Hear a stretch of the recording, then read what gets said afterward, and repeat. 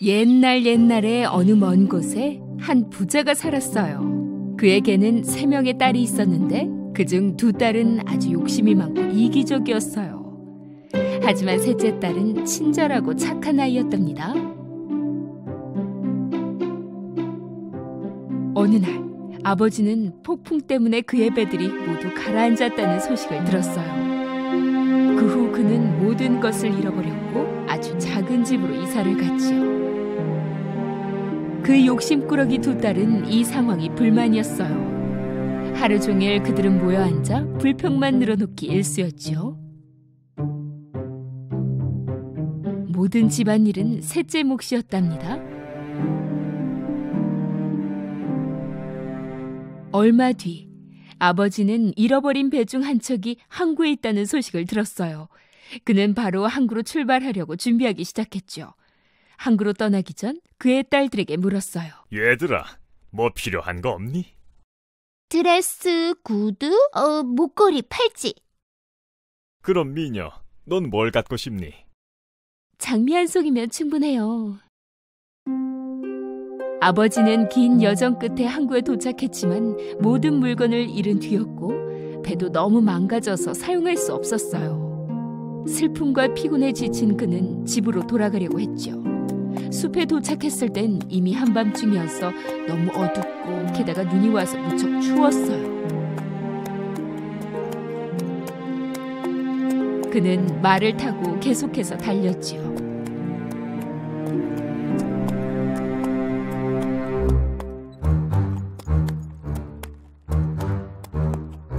그러자 마침내 불이 켜진 성을 발견했어요.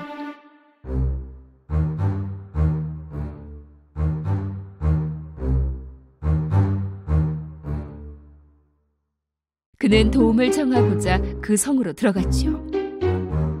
아무래도 이상한 성이었어요. 온통 불이 환했고 저녁 식탁은 음식으로 가득했으며 벽난로에는 불이 피어져 있었지만 아무도 보이질 않았어요. 소리내어 불러봐도 대답도 없었고요. 결국 그는 기다리는 것을 포기하고 식탁에서 저녁 식사를 마친 뒤 잠자리에 들었답니다.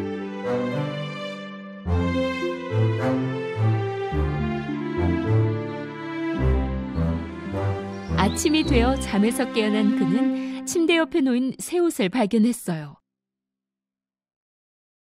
그는 아래층으로 가보았죠. 멋진 아침 식사가 그를 기다리고 있었어요. 이 성은 여중의 것이 분명해.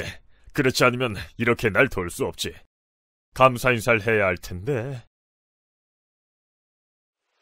성을 떠나려던 그는 장미 정원을 발견했죠. 다른 딸들의 소원을 들어줄 수는 없지만 적어도 미녀의 소원만큼은 들어줄 수 있게 됐군. 그는 속으로 생각했죠. 곧이어 장미 한 송이를 뽑자 무시무시한 으르렁 소리가 나며 그를 둘러싼 주변이 흔들렸어요. 괴물같이 무섭게 생긴 사자가 나무들 뒤에서 나타났어요. 사자를 본 아버지는 거의 기절할 지경이었죠.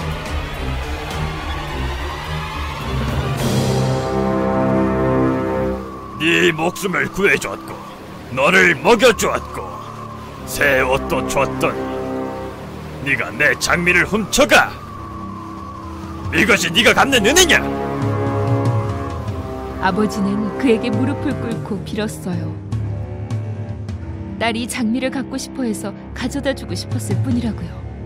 그런다고 벌을 피할 것 같으니 제발 용서해주세요. 그렇다면 조건이 있다. 네 딸에게 가서 얘기해라. 그들 중 누구라도 나와 함께 살아준다면 네 목숨을 살려주겠다. 그는 슬퍼하며 말을 타고 집에 돌아왔어요.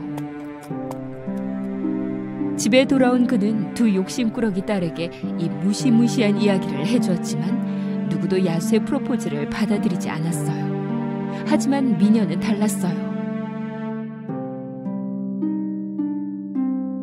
아버지, 허락해 주신다면 제가 가도록 할게요. 두 딸은 이 모든 일이 셋째 미녀의 잘못으로 벌어진 일이라고 생각했기 때문에 미녀의 생각에 바로 찬성했지요. 슬픔과 절망으로 가득 찬 아버지는 성으로 미녀를 데려갔어요. 그들이 도착하자 모든 것이 예전과 같았어요. 음식은 가득했고 아무도 없었지요.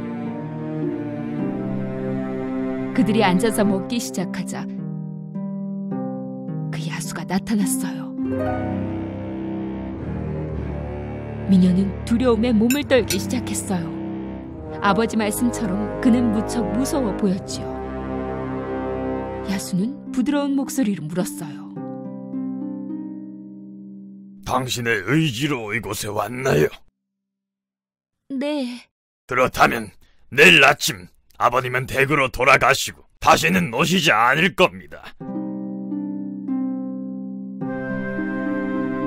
아침이 오고 잠에서 깬 미녀는 그녀의 아버지가 가셨다는 것을 알았어요. 그리곤 그녀를 기다리는 맛있는 아침 식사를 발견했죠. 잠시 정원을 둘러보던 그녀는 장미를 발견하자 곧 슬퍼졌지요. 그녀는 성 안을 둘러보다가 장미로 가득 찬 방을 발견하고 놀라워했어요.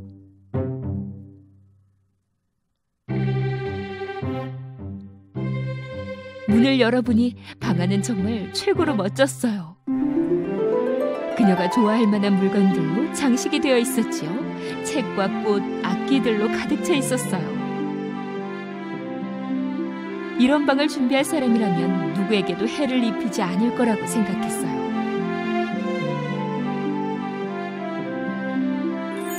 그녀는 책 한 권을 집어들었죠. 책에는 금으로 이렇게 쓰여 있었어요. 나의 여왕님이시여, 당신의 소원을 들어드릴게요.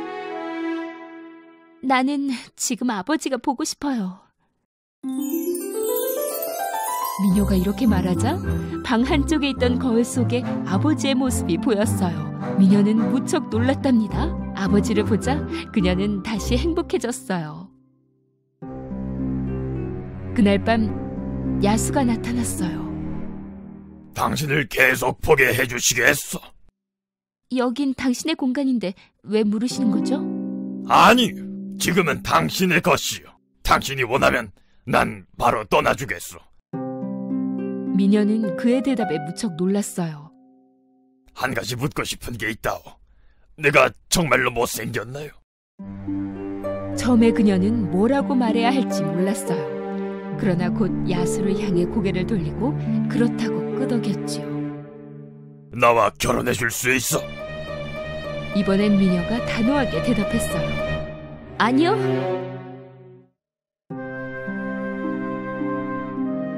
야수는 뒤돌아 슬퍼하며 미녀를 남겨두고 나갔어요. 야수는 매일 저녁 미녀를 찾아갔고 그녀에게 무척 친절하게 대했어요. 시간이 지나면서 미녀는 점점 야수를 편하게 느끼기 시작했어요. 그가 너무 못생기지만 않았다면... 몇 달이 흐른 뒤 미녀는 더 이상 야수가 무섭지 않았어요. 심지어 그녀는 야수를 좋아하게 되었답니다. 그런데 어느 날 그녀는 거울을 통해 아버지가 편찮으신 걸 알게 됐어요. 그녀는 바로 야수에게 찾아가 집에 가서 편찮으신 아버지를 돌봐드리고 싶다고 말했어요. 당연히 가셔도 됩니다. 하지만 돌아오지 않는다면 전 슬퍼서 죽게 될 거예요. 일주일 후에 돌아올게요. 약속해요. 야수는 미녀에게 반지를 주었어요. 밤이 되자 그녀는 그 반지를 탁자에 두고 곧 돌아올 성에서 잠들었어요. 다음날 아침 그녀는 아버지의 집에 있는 자신의 침대에서 잠이 깼어요. 그녀는 곧장 아버지께 달려갔죠. 그녀를 본 아버지는 무척 행복해했고 몸도 좋아지는 것 같았어요. 오후가 되자 최근에 결혼한 두 언니들이 아버지 댁을 방문했어요. 집에 온 미녀를 발견한 그들은 부러워서 화가 난 나머지 미녀를 속이기로 결심했답니다. 미녀를 일주일만 더 있게 만들자. 그럼 야수가 찾아와 미녀를 죽이겠지? 두 두 언니는 미녀 옆으로 다가와 떨어져 지내고 싶지 않다고 울면서 말했어요. 그러자 미녀는 일주일만 더 머물겠다고 약속했답니다. 그러나 오래지 않아 미녀는 야수를 그리워하고 있음을 알게 되지요.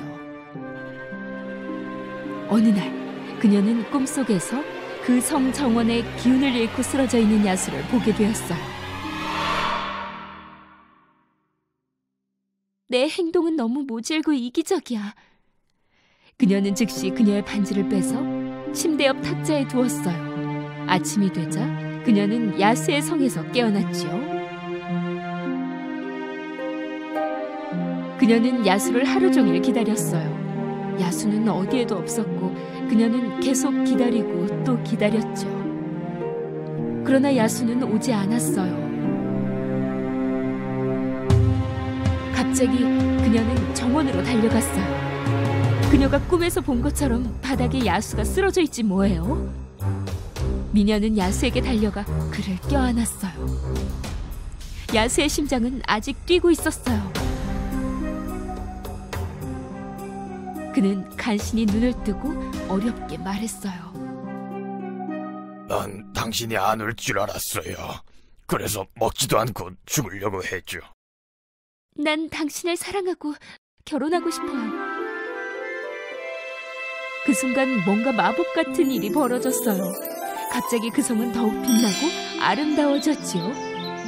미녀는 어안이 벙벙하여 주변을 둘러보곤 다시 야수를 보았어요.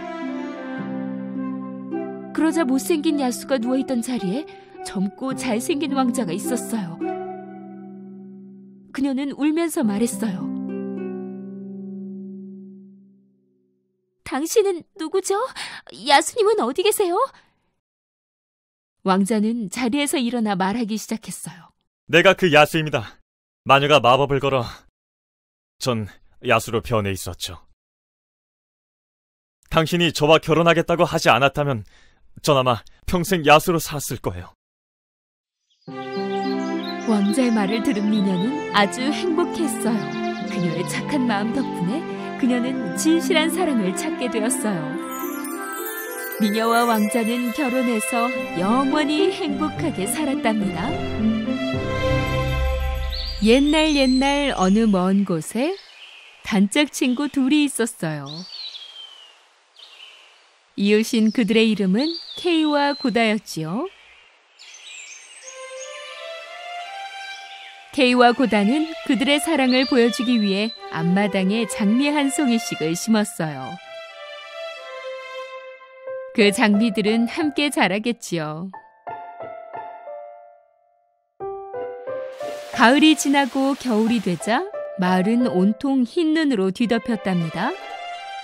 케이와 고다는 겨울밤 고다의 할머니의 동화 이야기를 듣는 것이 가장 큰 즐거움이었어요.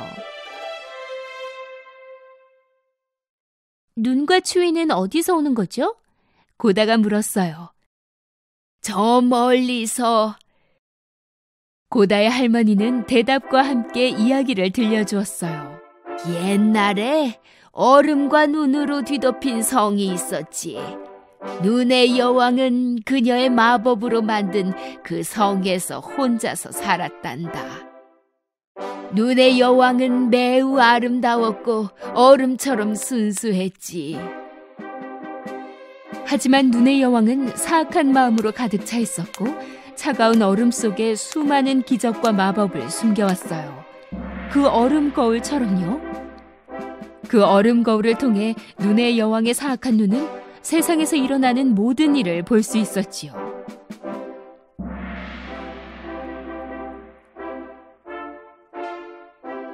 그때 고다는 눈의 여왕이 창문 뒤에서 그들을 보고 있는 것을 발견했어요. 케이, 할머니, 눈의 여왕이에요. 창문에서 우리를 보고 있어요. 에이, 추위에 떠는 고양이를 봤겠지. 할머니, 그 눈의 여왕이 진짜로 올 수 있어요? 오라 그래. 내가 굴뚝으로 던져버리면 되니까. 아마 금세 녹아서 물이 돼버릴걸. 거울을 보던 눈의 여왕은 케이가 하는 말을 들었어요. 내가 날 굴뚝으로 던져버려 물로 만들어버리겠다고? 하! 얼음가시야, 내 파워를 받아라. 이 소년을 찾아내 그의 눈과 마음을 가져와. 그의 눈은 악으로 가득 차게 하고 그의 마음속에서 사랑을 뺏어버리거라. 눈의 여왕은 얼음가시에게 명령했어요. 갑자기 고다의 집 앞에 눈보라가 치기 시작했어요.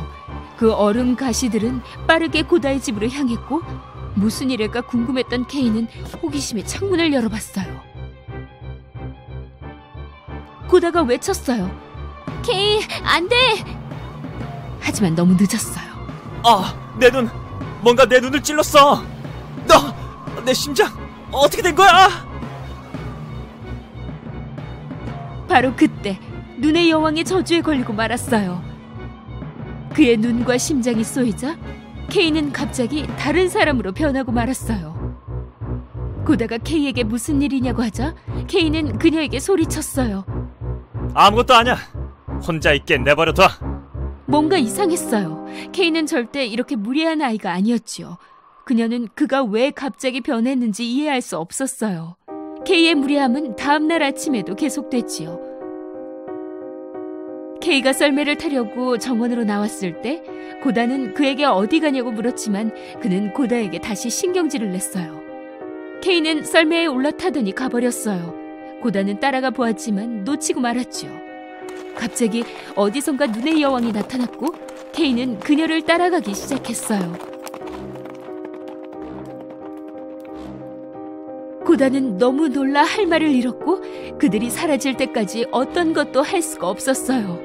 눈의 여왕은 그를 얼음의 성으로 데려갔지요. 고다는 케이가 돌아오기를 바라며 창문 앞에서 며칠을 기다렸어요.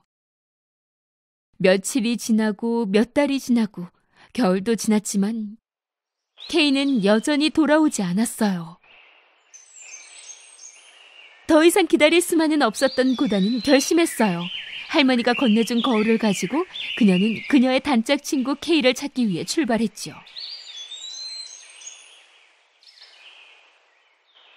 용감한 소녀는 지나는 길에서 만나는 사람들마다 혹시 케이를 본 적 있는지 물어봤어요.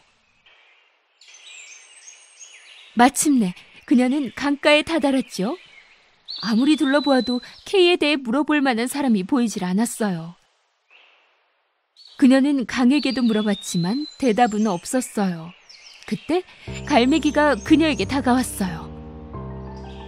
그 강은 너에게 분명히 대답을 해줄 거야. 하지만 먼저 너는 강에게 선물을 줘야 한단다. 고다는 그녀의 아끼는 목걸이를 풀어서 강에게 던져주었어요. 그러자 갑자기 기적이 일어났어요. 그녀 앞에 어디선가 작은 보트가 나타났지요. 고다는 그 강이 그녀의 선물이 마음에 들어서 부탁을 들어준 거라고 생각했어요. 그녀가 보트로 점프하자마자 그 보트는 스스로 움직이기 시작했어요. 그 보트는 고다를 다른 강변으로 데려다 주었지요. 무지갯빛 알록달록한 꽃들이 가득한 비밀의 정원이었어요. 고다는 이렇게 아름다운 정원을 지금껏 한 번도 보질 못했어요. 하지만 뭔가 빠진 것이 있었어요. 이 꽃들은 이상하게도 향기가 전혀 나질 않았죠. 고다는 정원 한쪽에서 그녀를 향해 다가오는 한 여자를 발견했어요. 바로 정원의 주인이었지요. 환영한다, 아름다운 소녀야. 그녀는 미소로 고다를 반겨주었어요. 그때 갑자기 그녀는 다시 정원의 꽃향기를 맡을 수 있다는 걸 알게 됐어요. 미안해요. 당신의 정원에 허락 없이 들어와서. 고다가 말했어요. 괜찮단다. 이리 와. 난 오히려 네가 와서 기쁜걸? 오랫동안 아무도 이 정원에 오지 않았거든. 이제 말해보렴. 여기엔 혼자 무슨 일이지? 고다는 꽃의 여인에게 친구 케이를 찾고 있다고 말했어요. 그리고 혹시 알고 있는지 물었죠. 그러나 그녀는 고다 말고는 본 사람이 없다고 대답했어요. 정말요? 그럼 제가 되돌아갈 수 있게 도와주실래요? 저는 빨리 케이를 찾아야 해서요. 꽃의 여인은 그녀가 가길 원하지 않았어요. 그래서 거짓말을 했죠. 케이 말이니? 잠깐만. 어디선가 그를 본 적이 있는 것 같구나. 고다는 모든 것을 말했어요. 꽃의 여인은 눈의 여왕에 대해서 듣자 무척 걱정이 되었어요. 눈의 여왕? 그녀는 여기서 멀리 떨어져 있어야 돼. 왜냐면 그녀 때문에 수년간 내 꽃들은 향기를 잃었거든. 그때 갑자기 그녀는 고다의 머리를 빗어주고 싶어 했어요. 고다는 이유를 이해할 수 없었죠. 하지만 꽃의 여인은 고집을 피웠고 고다는 그 빛이 마법의 빛인 걸 알게 됐어요. 그 마법의 빛은 고다가 알고 있던 모든 기억을 잊게 했어요. 오직 행복한 기억만 남았죠. 하지만 꽃의 여인은 그저 재미로 했을 뿐 나쁜 사람은 아니었어요. 고다가 달콤한 잠에서 깨어났을 때 그녀는 어떤 것도 기억나지 않았어요. 심지어 그녀가 왜 이곳에 있는지 어떻게 갔는지도요. 하지만 정원 주인의 모자에 있는 장미를 보고는 그만 기억나기 시작했어요. 마법도 진정한 사랑 앞에서는 소용이 없었던 거죠. 고다는 잠자는 정원에서 얼마나 오래 머물렀는지는 기억하지 못했지만 갑자기 모든 기억이 되돌아왔어요. 그녀는 즉시 강가로 갔어요. 보트가 여전히 그곳에 있었지만 어디로 가야 하고 무엇을 해야 할지 몰랐죠. 그때 갑자기 까마귀 한 마리가 그녀의 머리 위로 날아왔어요. 뭔가 말하고 싶어 하는 것 같았죠. 그래서 고다는 그 까마귀를 따라가기 시작했어요. 잠시 까마귀를 따라간 고다는 얼음바다에 도착했어요. 얼음바다 한가운데에는 얼마 전 도착한 해적선이 있었고 까마귀는 그 해적선에서 멈췄어요. 고다는 그녀의 보트로 그 해적선에 다다랐지요. 그래, 이게 그 여왕의 성으로 가는 배니? 이 해적선이? 그때 해적들이 나타났고 그중 한 소녀가 고다에게 갔어요.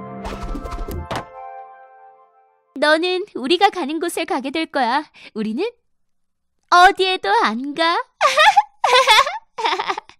그 무렵 눈의 여왕은 케이의 지난 기억을 모두 잊게 만들려고 했어요.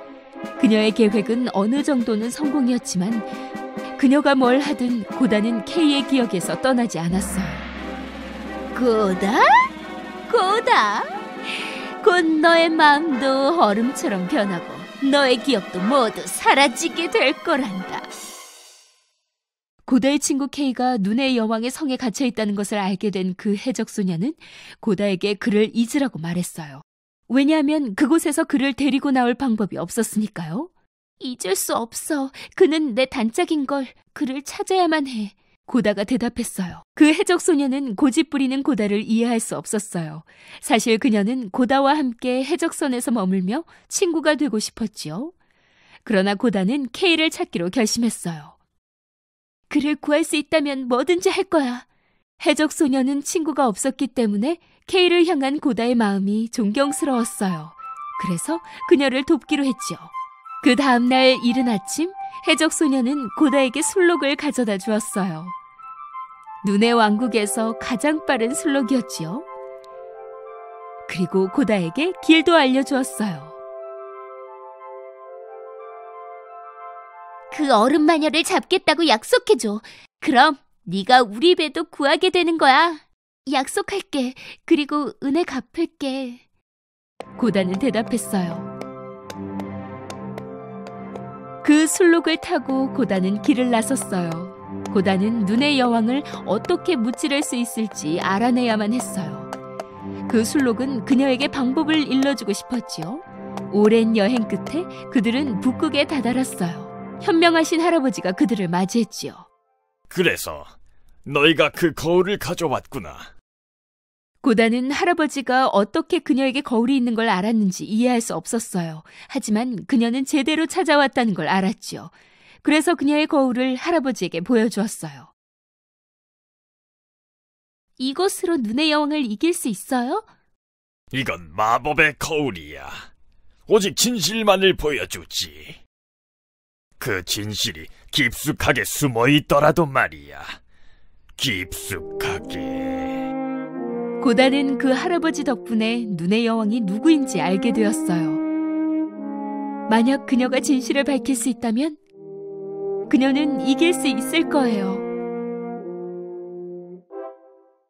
사실 예전에 눈의 여왕은 아주 착한 소녀였지요. 그녀가 만질 때마다 꽃들은 밝게 빛났고 그녀의 미소는 태양보다 더 밝게 빛났어요. 릴라라는 이름의 그 소녀는 특별했고 행복했어요. 하지만 모두들 그녀를 꼬마 마녀라고 생각했기에 그녀와 놀거나 얘기하지 않았지요. 혼자였던 그녀는 더 이상 행복하지 않았어요. 그녀는 사람뿐만 아니라 모든 것이 싫어지기 시작했지요. 어느 날 그녀는 소원을 빌었어요. 나를 싫어하는 사람은 얼음이 될 거야. 그리고 나서 그녀는 얼음으로 성을 만들어 사람들로부터 떨어져 살게 되었죠.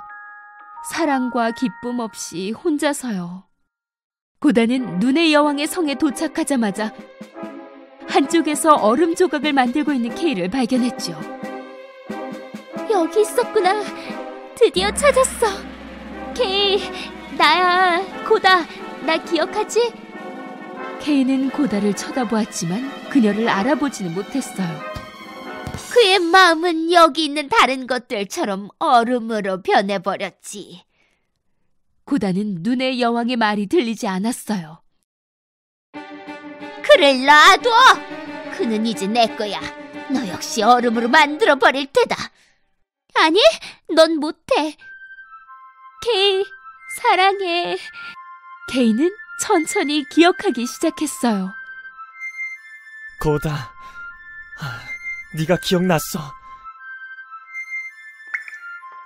격분한 눈의 여왕은 그녀의 지팡이를 재빨리 흔들어 얼음의 저주를 걸려고 했죠. 그러나 그때 고다는 거울을 꺼내 그 저주를 비추었어요. 거울에 부딪힌 그 저주는 사라져버렸죠. 그리고 뭔가가 나타났어요. 눈의 여왕이 고다의 거울 속에서 본 것은 그녀를 비추는 모습이 아니었어요. 그것은 한 어린 소녀의 얼굴이었지요. 바로 릴라였어요. 갑자기 눈의 여왕은 그 작은 소녀가 되어 작고 사랑스러운 모습으로 돌아왔어요. 진심으로 고마워요. 이제 내가 누군지 알겠어요. 다시 자유로워졌어요. 안녕. 케이와 고다는 서로를 마주보며 미소를 지었지요. 이제부터 그들은 다시는 떨어지지 않고 함께 자랄 거예요. 그들이 앞마당에 심었던 바로 그 장미들처럼요.